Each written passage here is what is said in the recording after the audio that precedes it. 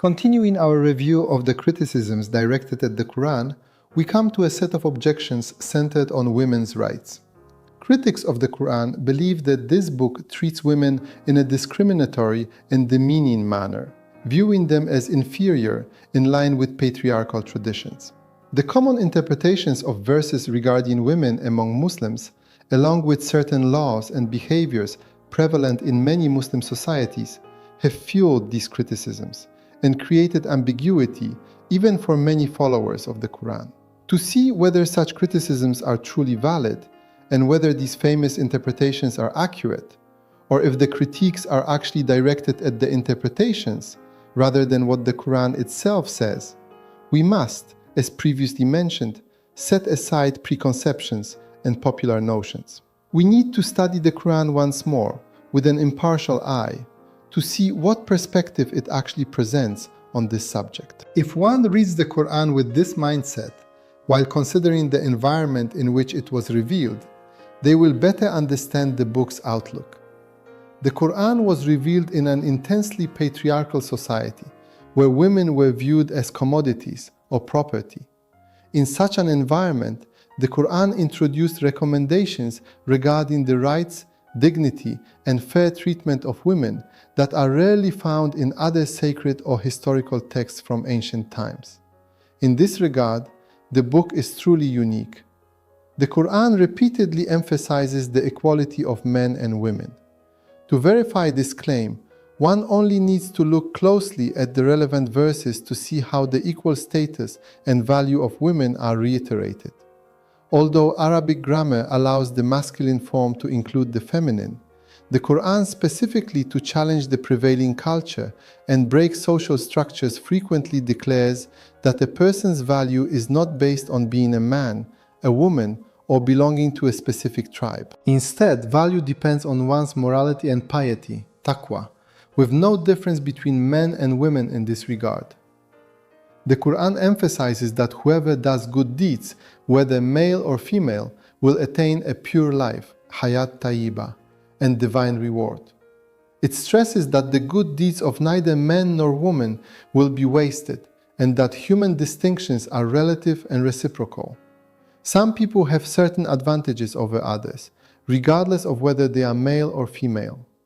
The Quran repeatedly mentions the qualities of righteous people, while explicitly referring to both men and women side by side, in order to show that no inherent value is assigned based on gender. Surah An-Nisa, the women, can be considered a charter of women's rights in the Quran.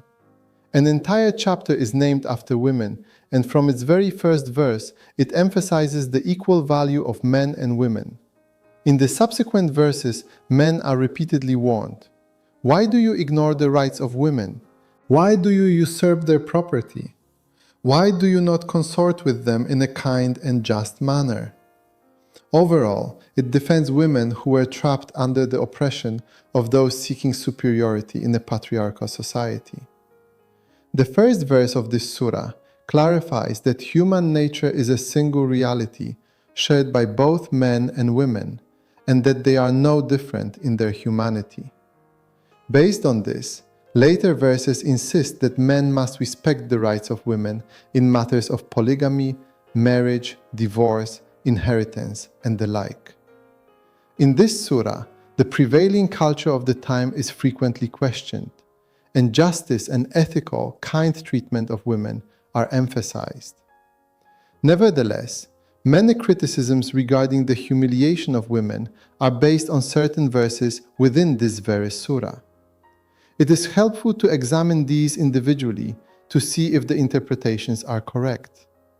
For example, in the 34th verse of Surah An-Nisa, the issue of men's guardianship over women is raised. Many commentators interpret this as men having superiority over women. However, the word qawwam in Arabic refers to someone who stands up persistently and exerts great effort to fulfill a responsibility or provide care. This verse is situated among passages that emphasize support for women, so the main focus here is the responsibility of men to protect and support women.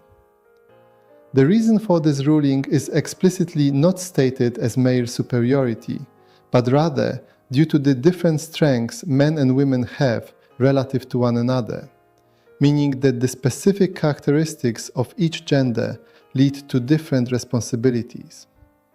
Even in verse 228 of Surah Al-Baqarah, where "and men have a degree over them" is mentioned, one must examine which degree and what kind of superiority is intended. The Quran uses the word degree, daraja, in two distinct senses.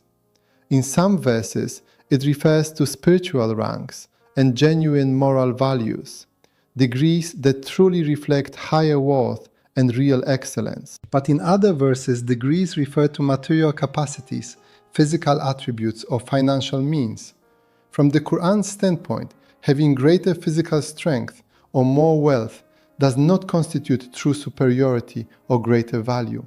Nevertheless, the Quran still refers to such a person as being of a higher degree, while itself affirming that these higher degrees are merely for the purpose of testing and distributing responsibilities among people. Therefore, when the Quran states that men have a degree of advantage over women, it is doing so within this framework, declaring that men, by virtue of their greater physical capacity and the material resources at their disposal, bear heavier duties and responsibilities. It is entirely clear that the Quran never seeks to establish the intrinsic superiority of men over women.